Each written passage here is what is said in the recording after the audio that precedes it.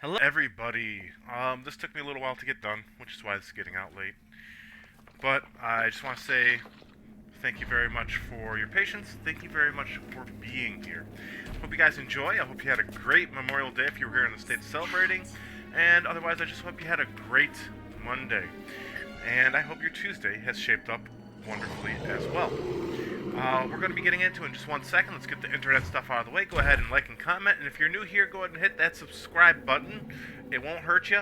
If you don't want to, honestly, don't have to. You can enjoy my content regardless. So, as I mentioned last time, it's been a little tough to kind of figure out what trivia I kind of have left to cover that I can cover for Resident Evil 0 that doesn't kind of pop into Resident Evil 1, 2, 3, yada yada yada, right? Right now the only major thing I really have left to cover are the version differences. I don't believe I've really covered them yet. So we're going to get into that in just a moment.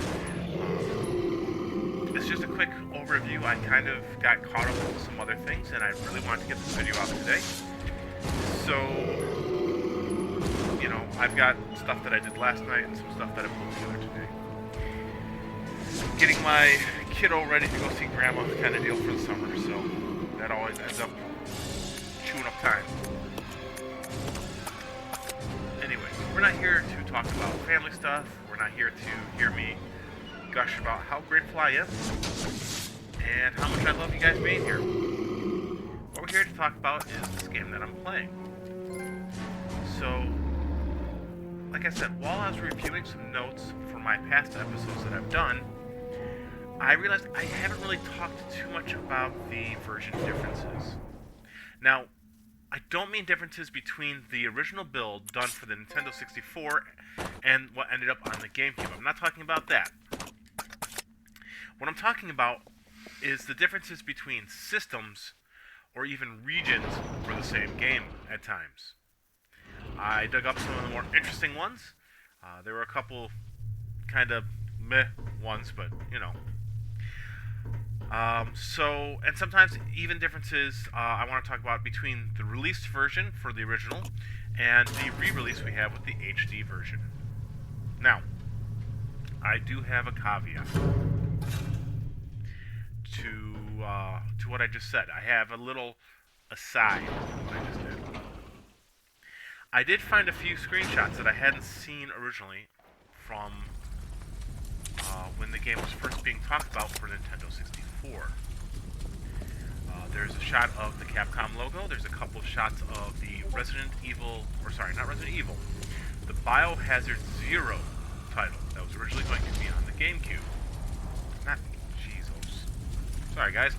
On the Nintendo 64. And interestingly enough, one of the shots that they do have from the original Nintendo 64 build has a picture of the typewriter shot that is from the Nintendo 64 version of Resident Evil 2. I just thought that was very interesting because it means that they were using similar ideas for the builds. Alright, I want to move past that. Let's move past build differences. Like I said, that's not really the main point for what I want to talk about. I want to begin with an easy bit of trivia on some of the version differences by region, starting with the title screen. Now, as you know, in Japan and the US or PAL regions, they have different versions of the title. And by that I mean in the US and in PAL regions, generally this game is known as Resident Evil, whereas in Japan, this game is known as under the title Biohazard. So that's a minor difference, right? Well, there's another difference for this game itself. Besides the game being called Biohazard Zero in Japan, on their title screen they picture Billy and Rebecca standing in the background. Whereas in both the US and the PAL regions, they have leeches covering their background. And the way the titles are laid out is also different, as well as both having different looking numeral zeros, with the PAL using a red version of the one that Japan features, and US having a more normalized oval with a slash through it. And, just because I'm sure I didn't describe this very well and articulately, I'm going to put up a little shot of it here. Now, as is usually the case in this series, all the dialogue spoken is in English, even in Japan. The difference is, in Japan they will use Japanese subtitles. I have seen some mention that there's a difficulty difference as well in the Japanese version as compared to the US version. And though I am not sure exactly which direction this goes, I couldn't tell you exactly whether it's easier or more difficult. I believe, looking at some other stuff, because I couldn't find a definitive answer, I believe that due to some things I found where they talked about Resident Evil 1 and 2 and all this kind of stuff being given a US mode or an easy mode, I'm guessing Zero had the same treatment, where it was given a easier difficulty level to play on as compared to the Japanese. So maybe in Japan they might have just had normal and hard, whereas in the US we have easy, normal, hard. That's my educated guess based on the stuff that I saw for the other games. There are actually a lot of script changes that also occur during the localization of the game.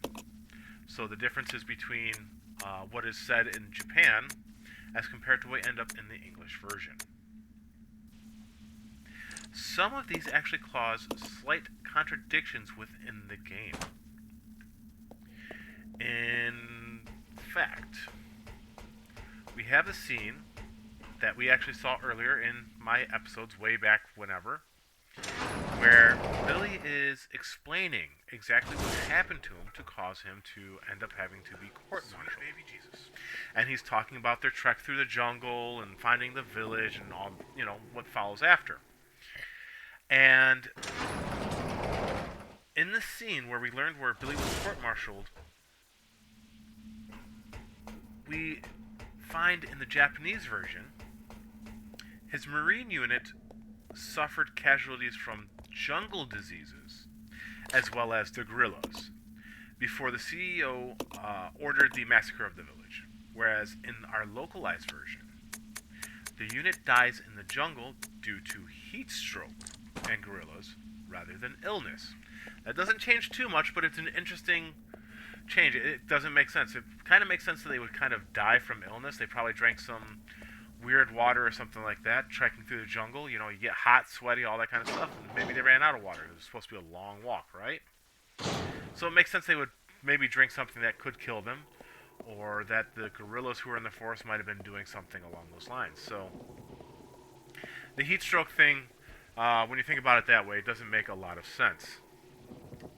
Now, directly following this scene, there is another cutscene that occurs that's called, I can't remember, and I didn't write it down. I didn't even think to write it down. But it's Rebecca's Mercy or something like that, I think it's called. And that is a scene where Rebecca kind of responds to Billy's story with shock, right? In the localization process, it is suggested that there were no guerrillas, even though Billy had just stated his men died to them in the previous cutscene. Instead, it is said that they found a village of just regular people, and that they were given faulty information to work with from their higher-ups. Now, in the original, you have the same kind of context, right? It's a normal village, and not the hideout that they were looking for. But rather than just saying that they were given faulty information and sent in, it is implied that the Marine unit was tricked by false information given to them from the guerrillas. And that his CO didn't want to return empty-handed, or maybe the annihilation of the village was actually part of the original goal regardless. You and your friends no So longer amuse me. it doesn't seem like a big change, but riddance. the idea Now, that nothing will stop me from there were getting no my gorillas, revenge. even though they had been being beaten them by them in the woods or the jungle, as compared to um, the gorillas tricked them and they ended up missing the hideout. Small difference because both of them end up with an innocent village and no gorillas to shoot, but the way the U.S. words it, it's slightly implied that there were no gorillas to begin with. So, there you go. A very odd change. I didn't agree completely with the translation that was given from the Japanese one. It would have been just as confusing in some ways. But the translation they went with changed the story from what Billy had just said enough to kind of really confuse you if you really sit down and really listen to what they're saying. So, there you go. That's one of those weird localization changes that occur sometimes. Now, there are some other localization changes that occur, script-wise, that are actually somewhat normal when these types of changes take place in localization games for the US and sometimes, PAL regions for the western areas of the world, right? And those changes are usually the removal of some of the more religious aspects that occur in games, right? So, games like Legend of Zelda and Castlevania, even in some part, there are certain things that are changed up where, yeah, you're using a cross or whatever, but they're holy weapons, but they're not church. It's odd. There's usually mentions of churches and all that kind of stuff, but they might take out mentions of hell, whereas in Legend of Zelda, Link's Adventure, the second game especially, you go into a church, but in the original version, the church has a cross. And in the remake, or the US Western release, it does not. Now, this does occur in Resident Evil 0, and what happens is there is a line in the game that originally states, "Burn in the fires of hell." This deals with one of the main characters during his exposition. I don't want to get into it too much because what happens during this exposition, due to the fact that we will be seeing it in the next episode for sure, and it's part of the finale, and so the original states, "Burn in the fires of hell," whereas in our localization of the translation, we get "Burn in an inferno of hate." Honestly, I kind of like the "Burn in an inferno of hate" a little bit more, not because it loses religious context. That doesn't bother me so much in a game or a story. That can sometimes really enhance what's being said, due to the fact that we often connect with those a lot more than someone in Japan might, religiously, right? But I think the statement "burn in the infernos of hate" connects better to what occurs or what is being talked about in the story at that time. Now, as I said, oftentimes when these kind of localization changes occur, it is thought that it is done to avoid offending Christian fundamentalists that we have here in the West, right? I can believe that. You really don't want those people picketing your houses or your companies, right? Anyways, let's keep moving forward. Alright, some other localization changes deal with giving an exact time frame in a cutscene. So sometimes the localization changes make a decent change to the story. It kind of fits the story into a better gap, right? So, for instance, the time frame for one statement goes from "it took many years" to an exact time frame of 10 years when talking about an event in game. Again, we will be learning about this event next episode, most probably. Now, I enjoy when they do stuff like that because I like when they kind of really flesh out a timeline a lot more. It is one of the pleasures I have sometimes in games like this. It doesn't work so well in other games, like Legend of Zelda. I think trying to fit everything into a general timeline doesn't really fit. You can kind of work it so that you have an idea of where the games might fit timeline-wise, but having an exact timeline of this happened 300 years before this, and da-da-da-da, that can ruin a game like Zelda. It's part of why Castlevania ran into problems, because Dracula could only be fully resurrected every 100 years or so, right? And so because of that, you kind of run out of time to put a Castlevania game in, unless you reboot it or something like that. And originally, I don't believe Castlevania was meant to be a 100-year period, it was just put in. And then they realized they had a hit, and they're like, oh, well, uh-oh, like, right? But games like Resident Evil, I think having a defined timeline is actually really good, because it helps to exact the series, because you can still fit things in that might occur before even Resident Evil 0 occurs somehow, right? Like, maybe you're playing as one of the first mercenary groups dealing with some of the people who are infected by the flower of the sun, right? Trying to get it for Umbrella. And, you know, you could do something like that. But you also can't go any further back. You can't suddenly have Umbrella time traveling to the prehistoric age, and, you know, dinosaurs now wear space helmets, and, you know. I think games like Resident Evil do better when they have a very defined timeline to follow, even though it does somewhat mean that eventually you might not be able to continue the game series, right?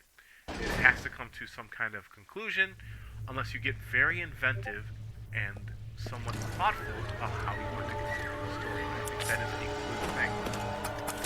Now, the reason why I have kind of mentioned things in passing, and I'm going to see it next time, is because though this game has been a fail in some ways since 2002, I have really tried not to give too much away on the overall story, or any of the stories that actually follow after the story. I know it's silly to try and avoid spoilers on something that's, what, 19 years old, 20 years old. And at the same time, it's something that, even though I laugh at myself for doing it, I think it's fun at the same time that maybe you're getting to experience it for the first time, or maybe you watched a little bit of it and you end up playing it now because you want to experience the story for yourself. And you can't really do that if someone gives away the story at the beginning of the tale. Yes, you kind of know what's going to happen if you know Resident Evil 1. You know that Rebecca has to live because she's in the next Resident Evil game. But beyond that, there's not too much that you can really know. Like, you know, how is this person involved? Why are they involved? And giving that stuff away sometimes is just no fun. I try not to spoil things for people. It's a personal choice, even on something as old as this. If someone has spoiled it for you elsewhere, sorry, but at the same time, not really sorry. You've had a lot of time to find this on YouTube. Why are you watching it on mine first, you poor, poor child? Anyways. Yeah, I just tried not to ruin the story for you guys if this is part of why you're watching this.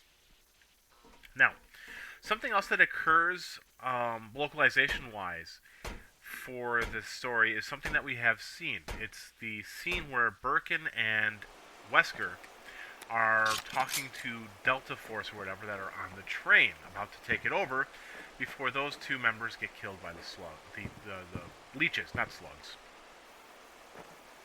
So, in the localization of the game, Birkin directly mentions that the train they're on is the Ecliptic Express. As the Delta team is taking over, he's talking to Alfred, to Wesker. While in the original version, it is implied that he had been referring to the train the whole time when they're discussing the virus outbreak. Now, those are just some changes that occurred in the cutscenes. There are some changes that also occur in things like files that you would read, or even the name of a character. Like there's one guy who is originally A Spencer, or not Spencer, A Spence, and then when it's localized it becomes like S Spence, right? So not sure why that changed, but that changes. Um, Another change that occurs that I thought was kind of interesting is in the file Marcus's Diary Book 1. In the localized version, the Western version, he directly mentions that the T virus is made from the leeches, right? And he calls it the tyrant virus, all this kind of stuff. That's not in the original version of the file, even though you do find mention of that T virus and the tyrant virus stuff in other files. I just thought it was interesting that they had Marcus directly reference it in the localization version, but he doesn't do it in the original version when you think he would, because it was something that he seemed to be proud of having done. Billy! A couple other changes that I want to mention are just a couple of quick ones that have to deal with the HD remaster of the game. Rebecca, where am I? The HD You're remaster safe of this now. game, of course, Are you okay? has some changes, and funnily enough, it actually seems to have been built mainly off the Wii port of the game. I thought that was kind of interesting. The updates What for the could graphics have done this? are stated to have been mainly Must have been cosmetic used as test subjects in Marcus's research. and are actually the must original have kept source files messing for the around game. with the So mother basically they're virus. saying they just cleaned up the original source files of the game and made it look so much prettier. They say that this was due to the fact that the GameCube needed so much down-resing for its initial release as compared to what we can do now. Though I can kind of believe it is a possibility that due to the GameCube's graphical limitations that they had to down-res a lot of the graphics, and so they were able to kind of go in and just polish up the code a little bit and re-enhance the graphics. I also have a hard time believing that. I don't know a lot about programming, so I could be very much off the mark. Don't take my word for this. This is just something I read, and I just kind of went, really? What? So, basically, someone from Capcom has stated that that's what happened, that the HD graphics were there the whole time, and they just kind of made them available because they didn't have to worry about the GameCube's limitations. Now, like I said, I have a hard time believing that there weren't more than just graphical updates needed that occurred, because they do admit to some graphical updates on stuff like signs, so I'll that go you check can over actually there. read the signs in the Okay. train and all that, because originally they were made to be unreadable purposefully. And one of the reasons why I feel this is that though the graphics during actual gameplay and gameplay engine cutscenes are wonderful, especially for an older game, the cinema portions that actually occur still seem to be a bit lower quality in comparison to what you get while we play the game. Now, mind you, all the same, I still think that this game looks fantastic, regardless, and has actually held up beautifully over the years since its initial release. This still looks like it could be a game that was put out on the PS4 now. And people probably wouldn't complain about it. It still looks very nice. Some of the other changes between the original release and this HD remaster is the fact that you can purchase the costumes as DLC. And originally, what would happen is you would beat the game and you'd get the costume key and you'd unlock the costumes. Now, I was happy to buy them for my playthrough and all that kind of stuff, and I've enjoyed putting them on and seeing them. There's some newer ones in there too. It wasn't just the 2 or 3 that were originally available, so that was nice. Now, that doesn't mean I'm not a little annoyed that they made it into DLC as compared to being something that you would unlock normally. It's one of those things, right? Where it's really cool because I love the t-shirts. The t-shirts were something that I never knew about until the HD remaster came out, and then I found out that there was something that occurred beforehand. I really like those t-shirts. In fact, there's one that I believe you can get on the Steam version of the HD remaster using a special link or code you can find online that you can only usually get in Japan. It has like manga versions of a bunch of the characters on the front, and it says Resident Evil or Biohazard Zero or something on the back. That is a really cool t-shirt. And it was a lot, like I said, it was a lot of fun to like throw on these clothes and, you know, run around in them and all that kind of stuff. And it's always fun to do that. And the DLC packs weren't altogether too expensive. Does that mean that I wish they made it so that I beat the game in a certain amount of time and I got a costume key and can unlock them all instead? I'd prefer that being still in the game. So, it's a trade-off. Another thing that occurs is you actually do get one costume unlocked that is not in the original game, and that is the Wesker mode outfit that you only get by playing something that's in the HD remaster and not in the original game as well. Wesker mode. I've talked about it briefly, but basically Wesker mode has Albert Wesker taking the place of Billy in-game for everything but the full motion cutscenes. The ones that I say that don't look as great as the in-game cutscenes. And then it's Billy. Funnily enough, anytime that a cutscene does occur, regardless of whether it's Billy or Wesker being in the cutscene, you will hear Billy speaking. That doesn't mean that Wesker doesn't have lines, which is the funny part. Wesker does have lines in the game, and it occurs when you split up or team up. He'll say, "I don't need this," or "Huh," and stuff like that, or "Over there." And it's Wesker talking. It's not Billy. He has a whole new batch of lines. Which, okay, cool. You know, Wesker does have some abilities and all that kind of stuff I've mentioned before. So, it was really cool that they added this extra feature in for the HD remaster. I was very happy to see that. And that's part of why I wasn't so annoyed about the costumes, because they took the costumes out, but they did add this extra mode in. And yeah, it uses a lot of the same assets, you know, same buildings, all that kind of stuff. But at the same time, they did a little bit extra work to throw them in, and I appreciated that. Now, I'm sure there's a bunch of other differences between the original port and the HD remaster. One that I can tell you offhand is controls are different for the HD remaster as compared to the original. The original was in tank controls. You can still go with the original tank controls in this, but you also have the option of using updated controls, which lets you use the control stick to move your character around as compared in like a 360 as compared to the tank control version. These do have pseudo tank controls though, and so it's easy to adapt.